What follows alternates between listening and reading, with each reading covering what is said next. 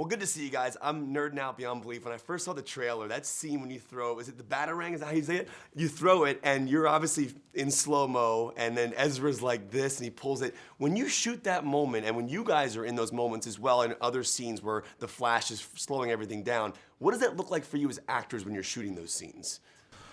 Sometimes they shoot them with high-speed cameras so that the action actually slows down. Like, those we brought in for that day, special cameras that shot at a high frame rate so that, I just threw it full speed and it can slow way down, and then you shoot Ezra at a slightly different frame rate so that it looks like a little bit slow, but also that he's moving faster than I am. But you're in the same shot. How are you look slow and he looks I'm normal? not in the same. It's on to me throwing, and then you cut to Ezra. You have to. If you watch it carefully, you'll... That's so freaking cool. And for you guys, are you guys ever, do you slow yourselves down or freeze yourselves in moments like that? Yeah, there's some sequences. Whenever Flash goes into the Speed Force, everything else around him sort of has to stay still. So there was certain sections where he'd begin to run, and we'd have to be stationary, and then, remain stationary until he stops running, and then we come out of whatever action that is, But these VisFX crew and Zach, they worked out the physics of that Speed Force and what we should be doing. So cool. When you are on that parademon, it's in the trailer, and you come down, you land, and then you slide forward into the frame. How did that shot work? Like, you come down from the sky. Oh, I mean, when I go through the building? And you go like this, you go, and you come through. my shampoo moment, the Pert Plus ad. Yeah, I can't believe they use that too. I love it. I love it. Man, I'm never gonna hear the end of this one.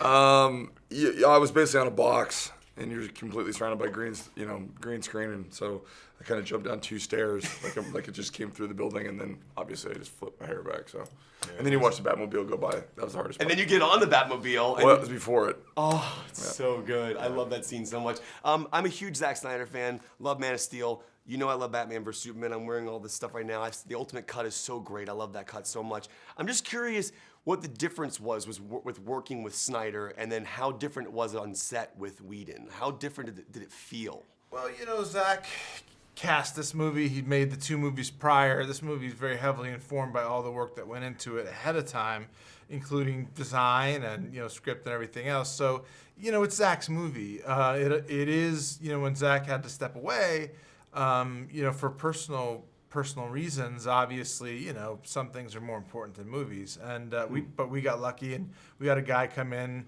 who kind of worked off Zach's template and also added his own flavor and his own stuff to it, and I think made the movie better. And although I wouldn't want to necessarily have like 2 directors on every movie, I do think it was an interesting way of doing it, and it was sort of the whole was greater than the sum of the part. And Mr. Affleck, the first time I ever met you was Gone Baby Gone. We were in Washington, D.C. You and Casey were there. You came up, and the first thing I said to you was, "Hey, you're Shannon from The Fashionable Male." And you looked at me and you started laughing. You were like, "Dude, you're a big Kevin Smith fan." I'm like, "Of course I am, man. I love Kevin Smith." And obviously, I saw a story recently that I love so much, that Kevin Smith is going to be donating like his future residuals of his movies that he made under the Weinstein name to women in film. I just wanted to get your thoughts on that, and just for you guys in general, what can we do to fix this culture in Hollywood? Sure.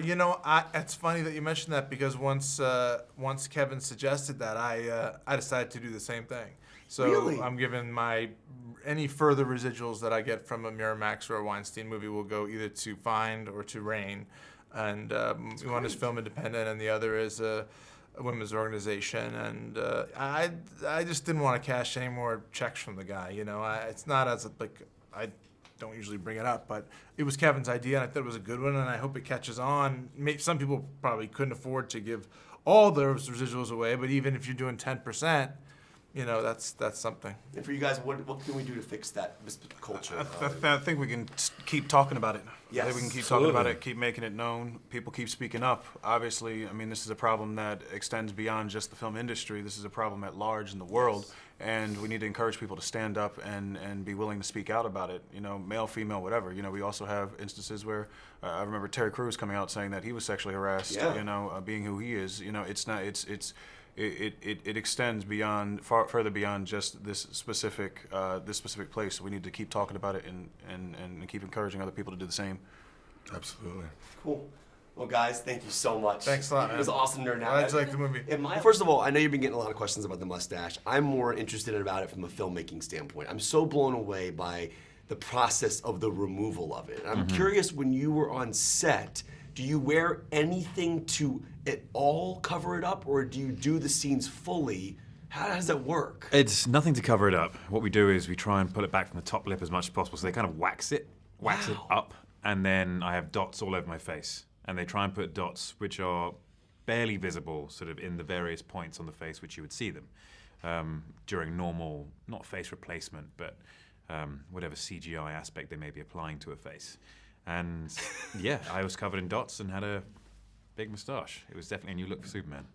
Were there days where you would do both films? Like, would you jump back and forth between Macquarie's film and this film, or would you fly in for this for a couple days, then go back to MI6? We were here. I think we were here and we were about to leave for location on MI6. So I wasn't shooting both at the same time. I just was about to start shooting again. We were on like a 2-3 day break or something. Wow. You know, one thing I love about this movie is Danny Elfman. He's a brilliant composer. And I'm watching the film, I'm hearing some old John Williams score in there. I'm hearing some old Elfman score from the original Batman. They brought in some of Zimmer's piece. In the new trailer, we got to see some of that classic Man of Steel score come back. I'm just curious, as a guy who's playing Superman, what are your feelings on all the different types of music? Like, I love John Williams' score, Zimmer's score, but what are your feelings on the music for Superman? The score for me is always very important. I think the score for everyone's very important. But for me especially, because during Man of Steel, when Man of Steel was coming out, and I was looking so forward to the movie coming out, it was a massive moment for me, massive moment for anyone who's a Superman fan. And the Hans Zimmer score is so ingrained in my psyche now. Yeah. And the emotions I felt while making the movie, the emotions I felt for the character, and the emotions I felt while watching those trailers when they were happening is enormous. And so that score holds something very special for me, and always will. But at the same time, the John Williams score So good. is incredibly powerful. It's a character all to itself. And to have both of those, I mean, it's genius. I couldn't have asked for anything better.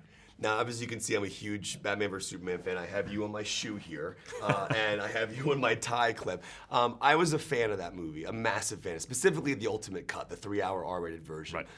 Obviously, that film was very divisive. I'm just curious, did anyone ever ask you what your personal thoughts were? What did you think of Batman vs. Superman? I thought it was awesome. I loved the film, and I think that there was so much criticism. What were your thoughts on it? I think it was, that movie is,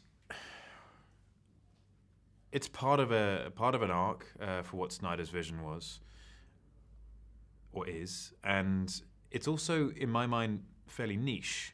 It's a niche style of movie within a genre, and it reflects in the audience reviews and critics reviews. It's divisive. When anything is niche, it's going to be liked and loved by some, and disliked by others, and that's the whole point of niche. So yeah. Good to see you guys. Good to see you too. All right, Thank you cool. for coming. No, thanks for having me. All right, so I'm geeking out. My favorite scene in the whole movie, and this is in the trailer. I have to ask how this was done. You go off that bridge thing, and you're reaching for your sword.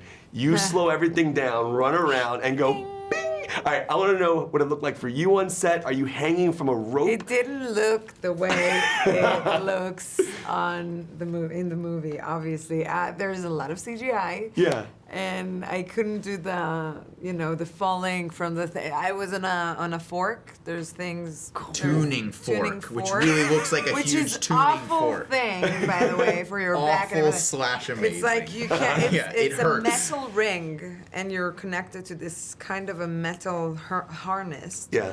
And then they put you in a position where you gotta Like you're insane. frozen almost, right? Yeah, and then they shoot it in a different camera. I don't know if it was Phantom or what was it. Did they put your hair back for that so that they could Yeah, CGI the and slow there's motion no hair? It's crazy and so many dots. Like Jason's beard had to be like glued to his face when he did all the swimming scenes. Yeah. You know, Henry Cavill's mustache got a lot of talk, but there's a lot of hair stuff that goes on. Yeah. But when you're All I had to do, honestly, was run. They hung a sword from the ceiling. But you're I sideways. ran. Yeah, and we tried to illustrate that with body language. That was a lot of the goofy stuff we were up to. Is like, what is the choreography that makes it look like he's running on a wall? Oh, it's so like how cool. is someone weighting their body? That stuff is fun to think about. And then I but it poked looks the sword. great. Yeah. No, Yeah. I think the No Man's Land scene in Wonder Woman is one of the greatest scenes of all time. Thank and one of my you. favorite Legitimate elements about statement. Wonder Woman is the slide kicks that she does, like the Yeah. slow. Yes.